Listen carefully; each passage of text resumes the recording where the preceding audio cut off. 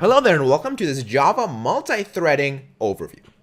So today we're going to be taking a look at how threading works in Java, and we're going to be, giving you a solid foundation on which to sort of lay your knowledge, multi-threading knowledge.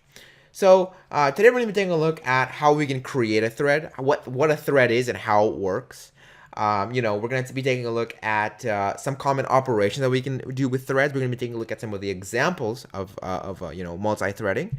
We're also going to be taking a look at how we can thread life cycles and also thread priority, which is just two of the most sort of like the most basic things you can learn about with threads. But they're also sort of the first thing that you need to know essentially.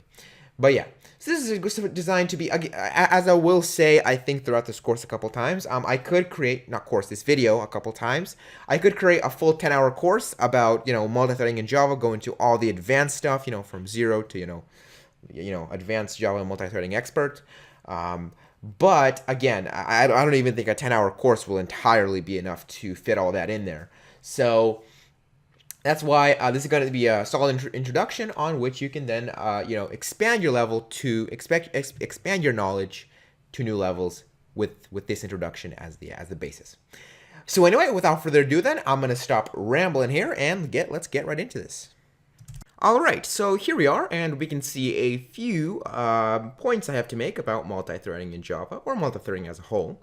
Actually, no, probably, yeah. Anyway, multithreading is the action of performing two computational operations at the same time to achieve better performance. So essentially what this means is that instead of, having, let's say that we have, we need to add 1 to a variable I 1,000 times, right? That's going to take a long time. And so if we do it on just, on a processor, imagine we have a very slow processor, so it takes, a second, right? We can have that processor with 2 cores. That way, instead of, just doing it one by one, we can do it one and then add 1 here and then add another 1 there on both cores at the same time. And so as we go, it cuts down to about half a second. Now, of course, we need some leeway here because we also need to, sort of manage our threads, create threads, and so that's obviously going to also take time. So in this event, in this pretty simple event where we just need to add 1 to I, it actually will most likely take our time up, probably to around 1.5 seconds. But if we were adding 1 to I don't know, maybe let's just say 100 million times, then we would see maybe twice the, around twice better performance. So pretty much half the time as if we didn't use multi-threading or 2 threads. If we use more threads, then obviously we would get even better performance. So that's essentially how that works. Okay, so Java has a multi-threading built in, allowing us to easily run code at the same time. So it allows us to run, pieces of code at the exact same time. In our previous example with the I, we would just have 2 threads, and both of them would essentially just be adding 1 to I. So that's actually how that works. And so what's important to know is that threads are independent from each other. So a thread doesn't stop another thread from executing. So you may have maybe seen how whenever we create a console application, for example, like a voting system in the console, if we do while true, then we run into a problem. We run into the problem that we can't do anything else. So that while true is going to be running on the console until we, until we just don't forcefully stop the program. So that's threads sort of they solve that, so we can run while true on a separate thread. And while true is waiting for us to enter input into the console to actually use our voting system, our console voting system application, it can be executing other code meanwhile. So that's essentially how that works. Now that solves a problem. So, okay, don't worry if you don't understand much as of now. As we go into this, you're going to start to understand much more about it, and it's going to become much clearer. All right, let's move on here. All right, so creating a thread. So there are 4 general ways of creating a thread. Well, there are 2 general ways, but 3 of these are pretty much the same thing. But yeah. So first of all, we can extend the thread class. So let's go and actually take a look at how we would do that. All right, so here we are in our code. So yeah, so we need to create a new class that extends thread. So we can just do class my thread extends thread. There we go. And there we go. So now we can do something like, you know, my thread thread equals new my thread. All right, there we go. And now we can do something like thread.start. That's actually going to go and start our thread. So in this case, since we don't actually have any code in the thread, it's actually just not going to do anything. And so it's going to immediately stop. But we could add code here now, and this thread essentially is in a different sort of, on its own sort of running space. It's going to run separately from the main thread. Okay, so let's take a look at the next method, which is, of course, by implementing the runnable interface. This is pretty much going to do the same thing. Let's take a look at that. All right, so to do that, all we're going to do essentially here is change this extends thread to implements runnable. All right, and then let's add an implemented method. So this is actually going to be what is going to be called when we go ahead and actually, you know, run our thread, start our thread. Now, right now you see here that we get an error. So start is undefined for type my thread. This is because right now we just have this run method. Now we need to actually create a thread from this runnable interface. So to do this, we change this my thread to thread. And then here, instead of doing new my thread, we do new thread. And inside the constructor, we put new my thread. And there we go. And now when we call this start method, it's actually going to run this run method. So let me prove this to you here. So we're just going to do system.out.println. And let's do something like, I don't know. This is in my thread. All right, and there we go. So you can see now that this is in my thread. It does that. Okay, so that's essentially how that works. Now let's take a look at the next method of creating threads using an anonymous class. So this is entirely a different method. Essentially, all we're doing here is giving it an implementation of the runnable interface that we're just creating right in the constructor of a thread. So technically, it's pretty much the same thing, but nevertheless, it is sort of different. So let's take a look at how we could do that. All right, here we are. So we can actually entirely delete this class my thread and just get rid of that. And instead here, instead of doing new my thread, all we would do is new runnable, and then just put the implementation right on in there and add the implemented methods. And there we go. And then here we can actually put anything we really want. So just like before, we could do system out println. This is in anonymous thread. All right, there we go. And there we go. So we get this is an anonymous thread exactly as before. All right, and let's finally take a look at the final method. And personally, what I would consider the preferred method for doing this using lambdas. So actually, I kind of gave it away, gave it away there. So let's go to the PowerPoint anyway. All right, yeah, and here we are. So by using a lambda expression, I mean, I don't know really what else to say. I sort of did give it away there before I went to the PowerPoint. It kind of begs to ask the question why we go to the PowerPoint. But okay, whatever. Let's actually take a look at how we would use it using the lambda expression. Okay, so this is also pretty simple. Pretty much just the same thing as actually just doing this new runnable, except here we can just do like that and then lambda expression. And there we go. So that's all. Whoops, nope. Like that. There we go. And then this right here, we need to close the constructor. So yeah, that's all really that there is to it. Nothing too complex. Just this lambda expression like this. And then here we can actually just put the same thing. So system out println. This is in my thread. All right, and there we go. And now we run it. This is in my thread. There we go. We can do lambda thread. Why not? All right, there we go. This is in lambda thread. So yes, this also is pretty much just implementing the runnable interface, pretty much the same thing. but a little bit different. So obviously though, if you have a thread that's just, one line or something like that, then it makes sense just to use a lambda expression, or well, yeah, I mean, there's really no point in using an anonymous class. Instead of, yeah, so using a lambda expression. But if you have a class maybe that, has that's a thread, but then that also has a lot of complex logic inside it, then it probably would make more sense to make it a separate class and then just instantiate it using new thread, either by extending the thread interface, the thread class, or by implementing the runnable interface. We can also delete these things here if it's just one line. So yeah, that way it just looks a little bit cleaner. There we go. Yeah, just like that. So that's sort of the shortest way, of creating your own custom thread. Okay, so now that we got that out of the way, let's take a look at some of the concepts and theories behind multi-threading. Okay, so an important part to understand about threads and multi-threading is the thread lifecycle. So a thread goes through stages in its life. These stages mark certain states the thread is in. So at first, so this essentially just means that the thread goes through certain stages, and those stages sort of, have some relation to what the thread is doing or did, or, things like that. Okay, so everything starts off with new thread. So this is what we call new thread or new my class, if a class extends thread or something like that. So that's actually how that works. Then once we call the start method, it's runnable. So that means that it's executing whatever is in the start method.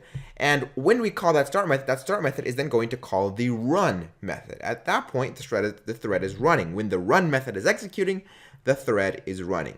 If now waiting isn't actually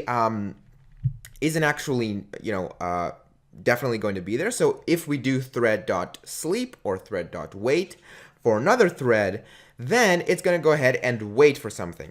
Then it would be waiting, but that doesn't necessarily need to happen. It's only if we want it to happen. Either way, if it's done waiting or just done running, we go ahead and go to dead. This is when the thread is stopped and it's done, and so yeah, it's not executing anymore. So that is essentially the thread lifecycle. Okay, so we can actually demonstrate this. So this is actually going to be pretty simple. Right here, first of all, let's just take this out of this. Whoops, what are we doing here? There we go. And let's put that right there. There we go.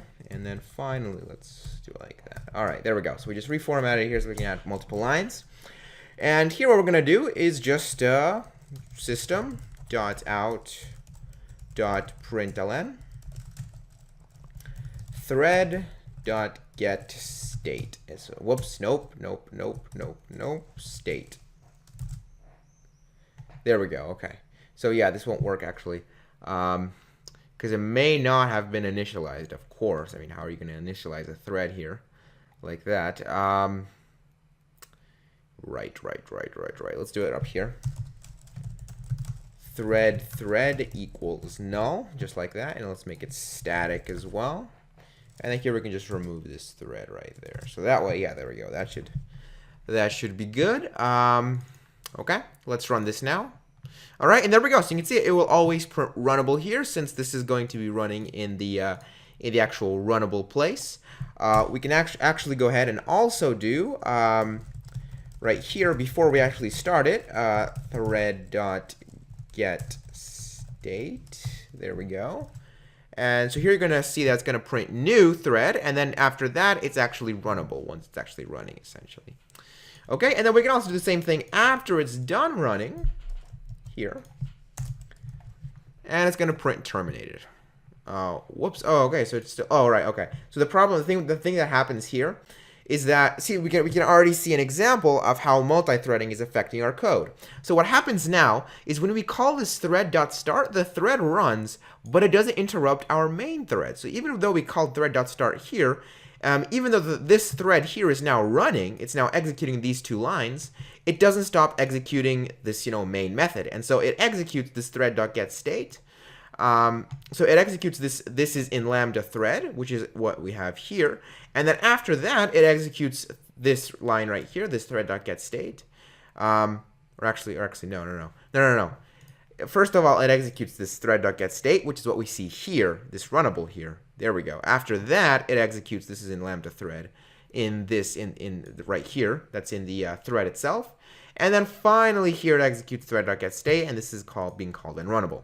So how do we make it so that this right here will happen, let's just say like 2 seconds after this thread.state? Well, we can just pause the main thread. So we can do thread dot sleep and 1000. That's of course going to throw an exception. So this is in milliseconds, so 1000 milliseconds, that's 1 second. And we can just surround this with a try catch.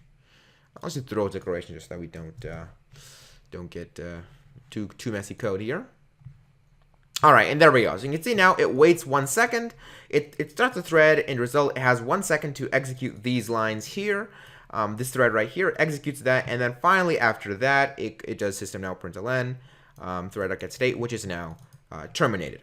Now, what if we were to do here thread.sleep 1000? Okay, let's just do 5000, because why not? And let's do surround with a try catch here, because we can't do throw since this is an anonymous method. Right, there we go. Or lambda function, anonymous method. All right. So then here, and then after this here, we're going to do thread.sleep 1000, and then thread.getState. So let's see what we get here.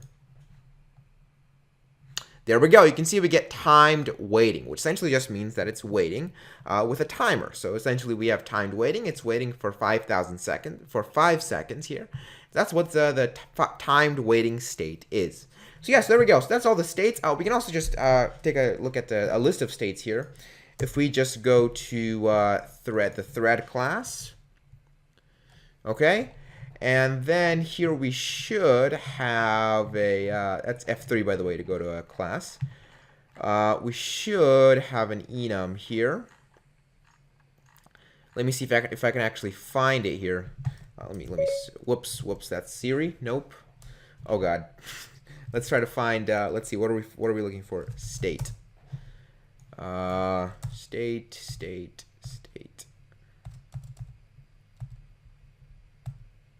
All right, we'll get there eventually. There we go. Public enum state. So then here we have all the states. So we have new state, we have runnable state, we have blocked state, waiting, timed waiting, and terminated. So those are all the states that we have. And there we go. So, and you could actually read the description itself along with it. So that actually is a pretty useful. So I didn't go over this block state, but we might go over that later on. See, I don't know if we'll have time for monitors essentially, but yeah, that is all something to read up on if you want to take your thread knowledge to the next level. Anyway, so now we got that done. Let's take a look at the next sort of important thing that we have to understand with threads. All right, so another important thing to know about threads is thread priorities. So the way thread priorities work, essentially, and what they are, is every thread has an assigned priority. So they go from 0 to 10, from 1 to 10, I'm sorry. And every thread is given an initial priority of 5. And the higher the thread's priority, the more likely that thread is to essentially be executed, right? So, I mean, I think it sort of makes sense, right? So the higher the priority of the thread, the more the Java virtual machine or operating system that's running the thread will actually give preference to it. So this only, of course, will take effect if there are more than, there are more threads than the number of cores on your, machine. So if my laptop has a dual core processor and I'm working with 2 cores, one has a preference of 10 and one has a preference of 1, then it won't make any difference because there's no need for preference. There's enough cores to go around for each thread. If I, on the other hand, I have 4 threads and 2 cores, then of course preference will start to take effect. Of course, this is, let's see here you can see here with my third point. Threads with a higher priority are seen as more important by the OS, and as such will be given processor time before threads with a lower priority. All of this is not guaranteed. Results are different each time, and that's important. So this priority stuff can get kind of iffy. So it's platform dependent. So on different machines, it can run differently. It's also not necessarily guaranteed that it's going to run, first or faster, or not necessarily faster, first or more. It's not guaranteed, and so yeah, you'll see here with our example that results can be kind of iffy, I'm sure. Yeah. Anyway, so now that we got that out of the way, let's actually go ahead and take a look at an example of thread priorities to demonstrate the use. All right, so here we are in our code. As you can see, I would just have an empty thread here. Let me also go ahead and remove this. We don't need that. There we go. Okay. So now that we're here, we can go ahead and do something like this. Let's see. Okay, so first of all, let's put this all into a loop. So we're going to do for int I equals 0, I is less than 10, I plus plus. Okay, there we go. So we're going to be using this to sort of average out our results here. Then we're going to have an array list here of array list. Let's see, result total. Use camel case here equals new array list. Okay, there we go. And this is going to be array list of type. Let's see what type this is going to be. Oh my god, what am I doing? No, array list of type array list of type integer. All right, there we go. Why is it not letting me import array list? Oh, there we go. All right, let's import array list. There we go. Then every time here we're gonna have array list. You're gonna see where I'm going here with us in a second here. You're gonna see where I'm going with this in a second. There we go. Got that out. So yeah, then we're gonna have an array list of integers. Well, integers. That's not a data type. That's not integers. Not a data type either. It's a class, but you get the idea. Okay. We're going to be result. There we go. Result, and this is going to be also new array list. All right, there we go. And what this thread is going to do here is we're going to create an int count. Okay, we're going to assign it the value 0. Okay, and then we're going to do while count is less than let's do 100,000. Okay, so while count is less than 100,000, what we're going to go ahead and do is let's see, we're going to system out println thread. Do we need that? I don't think we need that. We don't need that. We're just going to do count plus plus. There we go. I think that should be good. Okay, and then after we're done with that, what we're going to go ahead and do is results.add1. Okay, there we go. Essentially, we're going to add that, this thread finish to result right here. Okay, and let's also add immediately. We're going to add result to result total. Result total dot add result. Okay, there we go. Okay, that looks good, and I think that should be all. Now let's set the priority of this thread. We're going to do t1.set priority to 10. Why not? Okay, and there we go. Now let's copy this thread, and let's paste it, let's say 4 times. 1, 2, 3, 4. So now we're going to have a thread t2. So my laptop that I'm using right now to record this, and I'm going to add 2 here since t2 is finished. That's actually what that means. My laptop that I'm using to record this has 2 threads, right? So I need to have more than 2 threads in order for this to actually be effective. So maybe your laptop has 4 threads, or maybe even 6 or 8 threads if you've got a brand new high-end one. Or if you're on a desktop, then even more. There's even a higher chance that you have a 6 or 8 core laptop, or 6 or 8 core CPU in there.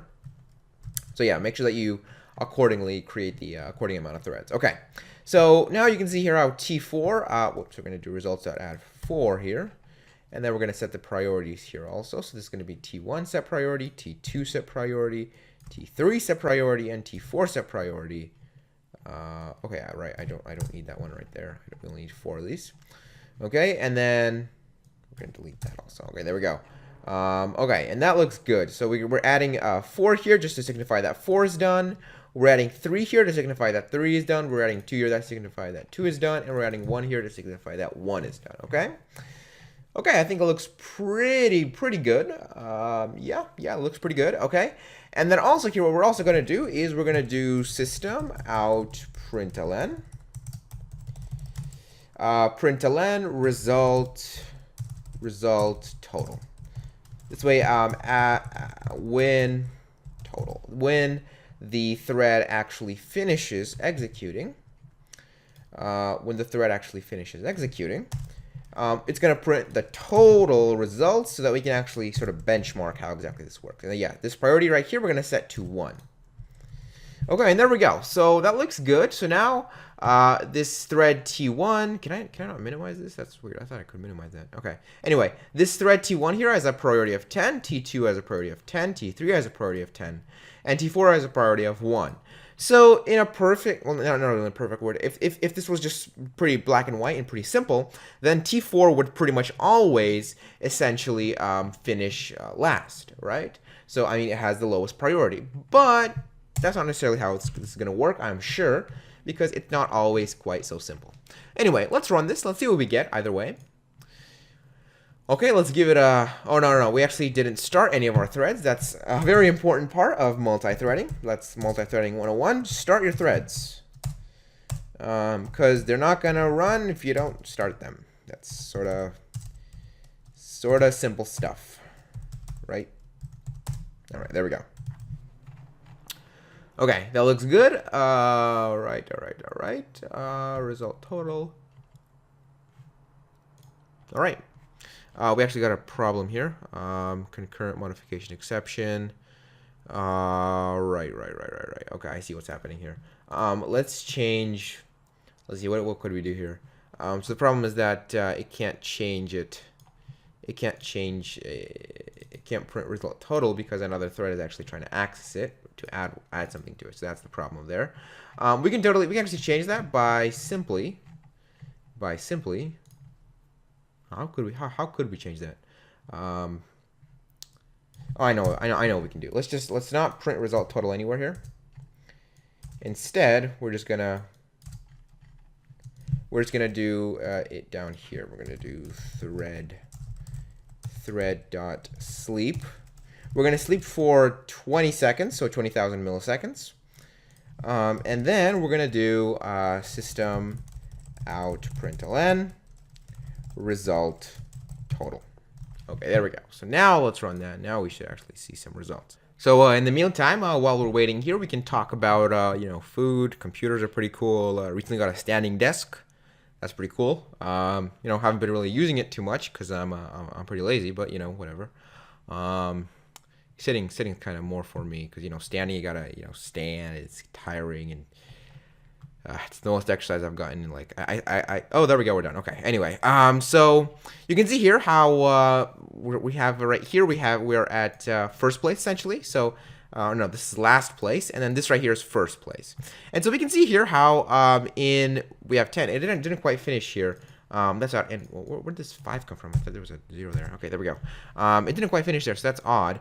But the point is, if we take a look in first place, 4 is in first place 0 times, which is good. And 4 is in last place here. 1, 2. Or no, wait, is that first place? No, yeah, that is. Yeah, and 4 is in last place. 1, 2, 3, 4, 5, 6, 7, 8, 8 times.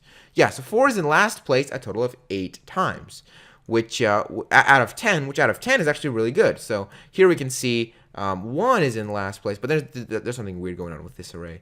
Not entirely 100%, probably just not enough time giving it here. But anyway, you can see here how why this is essentially happening. And 4 is in last place 7 times out of our given. Or no, what is it? 8? 1, 2, 3, 4, 5, 6, 7, 8. 8. Yeah, 8 times out of 10, which is actually very good. So yeah, definitely does work. It's not always in last place. You can see here how it's 3 is in last place, even though 4 has a lower priority. But nevertheless, most of the time they are in fact in last place, and that's sort of how thread priorities work. All right, and other than that, then that is all for today's quick thread overview, essentially. So yeah, I mean, threads they're a pretty complex subject, and again, I could probably create a 10-hour course on threads and how they work, and go into monitors, locks, all that. But I think this was a pretty good introduction. If you haven't really, it's a good overview of threads, how they work, some things that we could actually do with threads. For homework, not really for homework. Well, you can take the next levels that you can definitely look at. To take your knowledge to the next levels, you can take a look at thread locking. Take a look at synchronization. That's actually a very important part of threads. You can take a look at let's see, what else? What is it? There's at the concept of deadlocking. That's a pretty thing that you can run into sometimes if if your code is bad. And so yeah. Actually, it's not necessarily if your code is bad. If you just do the wrong thing. If you deadlock your code, you're going to get deadlocking. You can also have a look at thread inter-thread communication. So when threads communicate with each other. So yeah, there's a lot you can learn with threads, definitely. But again, this should be a good. Hopefully, this has been a good sort of start bedrock for your knowledge. And now you can build a multi-threaded house on that bedrock. That was awful. Anyway, so I'm going to stop rambling on here. Hopefully you enjoyed. Make sure to like, comment, and subscribe. We upload new videos 6 days a week here at Eduonix. Make sure to check out some of the other videos here. They're also super informative. I mean, this one, of course, is the superior video, but those are pretty good too. Anyway, thanks for watching. Till soon.